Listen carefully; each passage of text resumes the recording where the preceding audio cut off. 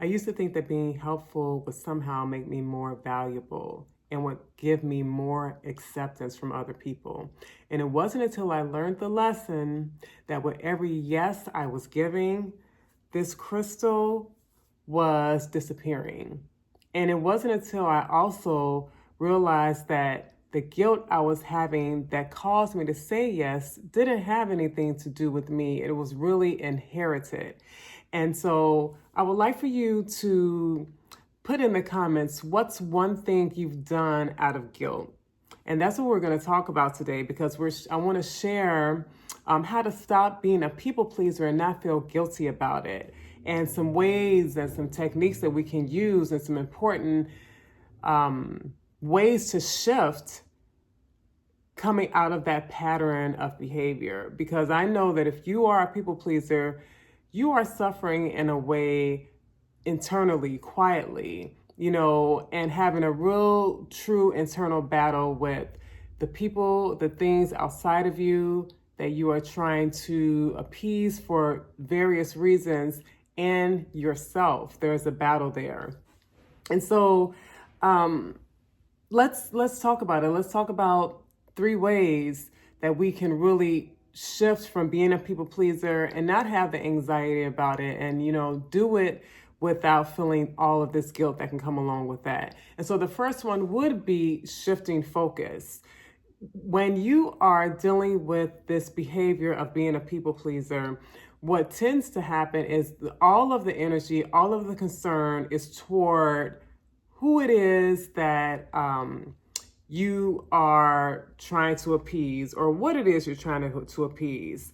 So I would want you to think about shifting your focus from the reaction that you're going to get from those that you're holding this boundary with, to the reality of what you're really experiencing when you're doing things that in your heart you don't want to do. So how do you shift from being concerned about their reaction to being more concerned about your reality? And your reality is that when you're people pleasing, you're not really satisfied. You're not really happy. There's a part of you that is really constantly saying no to you in order to say yes to them or to it.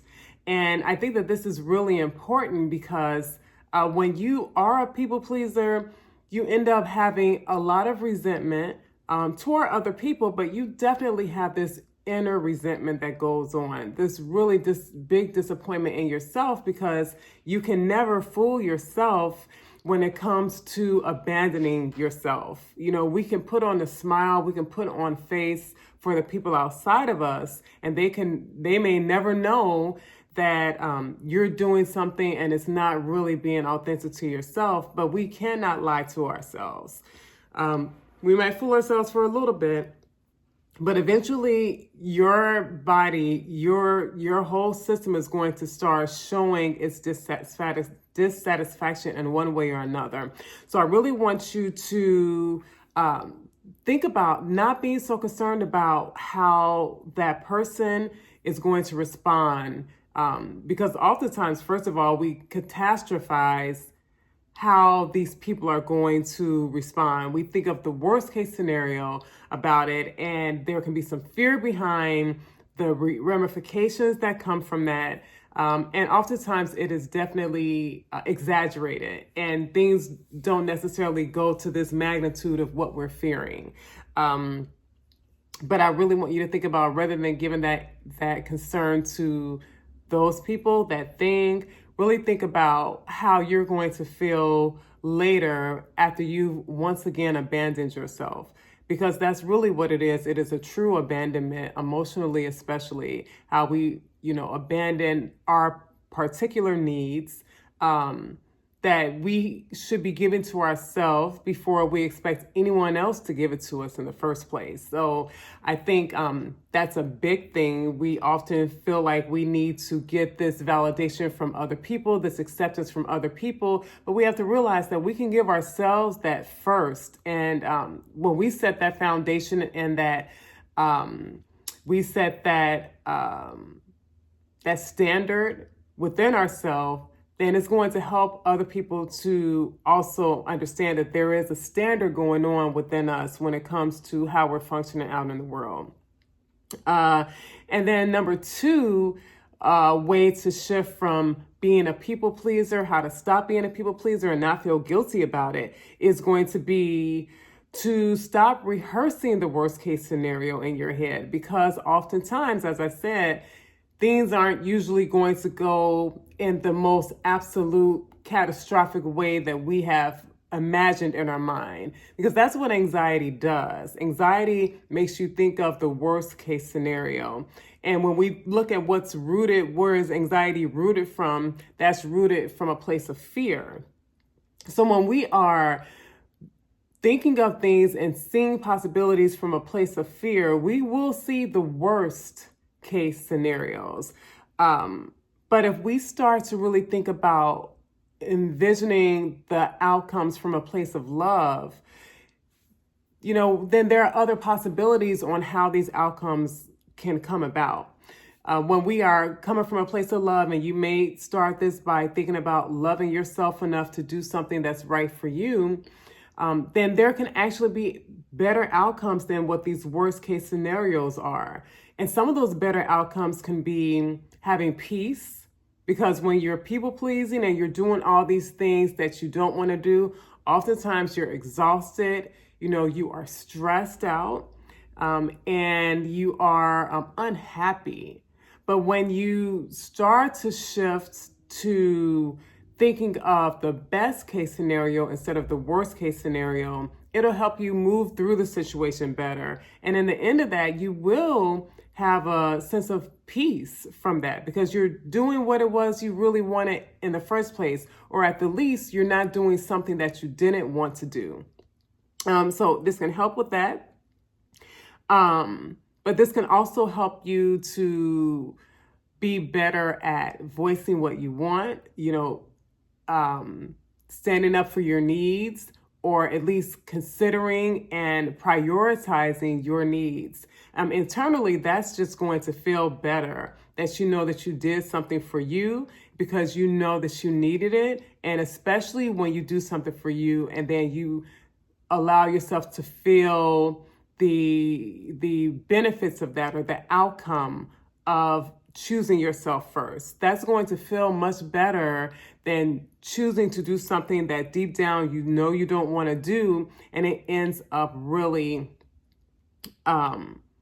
making you feel really bad later, resentful toward those people, resentful toward yourself.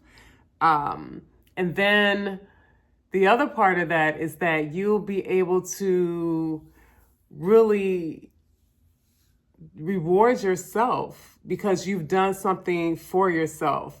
And think about it, when you do something that you didn't want to do, later you sort of beat up on yourself, even if it's internally, you think negatively of yourself, you're disappointed in yourself. But when you do something that's right for you, you get a chance to reward yourself. Even if it's quietly to yourself. And also, when you don't catastrophize these situations, then you can also, in the end, outside of having peace and having the pleasant experience of having peace, is that you can also be at a point where you're able to allow people to understand what your needs are. Every situation, when you hold a boundary, is going to turn into chaos or anything violent, because I think sometimes we can think that it could even go that far. But it could be where you are met with more understanding. The people who are in your life who really are there for you may understand you more, or it'll be an opportunity to express that more. And so it could be a chance to really experience that as well. And it allows you to give space for people to respect you and respect your needs, respect your boundaries. Everybody isn't going to try to trample over your boundaries. There are people who are actually going to respect boundaries. I know when I was younger, because being a people pleaser was a big part of my narrative for a long time, I would definitely visualize the worst case scenario. And sometimes that can be so overwhelming that you don't even try anything outside of it. But in times when there were people who I loved, who I held a boundary, I actually found at the end of it that it actually may have led to a good conversation around things, or just being led to see that someone actually supported you, and it was actually absolutely no reason to have been anxious about the situation in the first place. But you're not going to know that that is a possibility unless you give yourself this opportunity to hold that boundary. And also, did you know that many people who are people pleasers have dealt with a childhood where they were mistreated and they had to perform in order to get recognized, or or they tried to really be very kind to the person who potentially wouldn't be kind to them, in order to feel safe. And often when we're doing these things called people pleasing, it is really coming from patterns of behavior that have been a part of our life in the past. So I would really encourage you to think about where that started, and were there situations when you were younger that you felt you really needed to people please for your own safety and well-being. And you may be in situations where there's no safety risk right now, but emotionally it could feel like there could be a risk. And before we go any further, what I would like for you to do is hit the like button if this information and this content is something that you're enjoying. Hit the like button, because that lets me know that I should make more of this content. And lastly, the last way to stop people pleasing without feeling guilty is to allow your boundaries of the boundaries that you have when you decide to no longer people please. Allow this to be a time to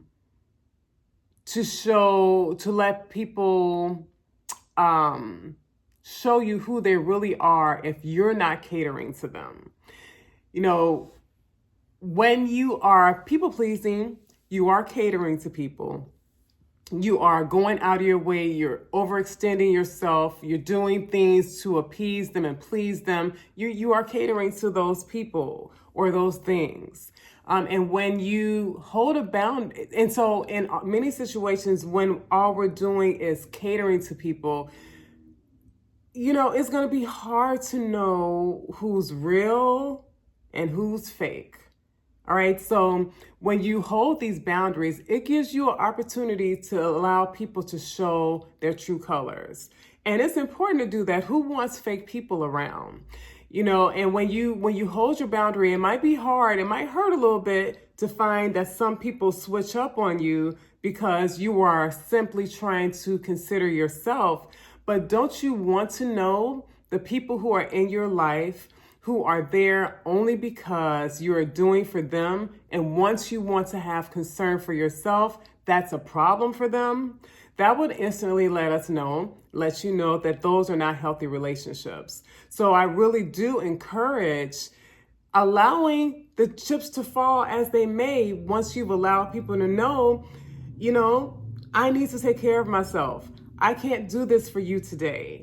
I'm not able to help you with this particular task. I'm not able to go where you would like for me to go. Give those no's and hold that boundary, because people who are not really for you are not going to deal with that well. And I don't think it's going to take long for you to recognize the people who aren't really there and in your corner, because they're not going to have the patience, right? People who have love for you, who have care for you, they have patience. People who are there only to get what they can get, once they're not getting it, the dissatisfaction is going to show up pretty fast. And so I think, as much as this might be a hard truth to have to learn, to get those people out of your space, those things out of your space, in the long run, it's going to be more healthy for you. It's going to help you to, appreciate that you now don't have those fake people crowding your space, and now you have more authentic, and it leaves room for you to bring in more authentic people. So these things aren't always easy, but they are necessary. And so consider these. Let me know if any of these 3 ways of holding a boundary would be easier for you to approach. Let me know in the comment section. And also subscribe to this channel if this is content that you feel is helpful to you, because it lets me know to continue to make that type of content. But it also allows for the algorithm to help spread this message more. So I really appreciate it if you subscribe to this channel, and I will be back to talk to you next week. Have a good one. Bye.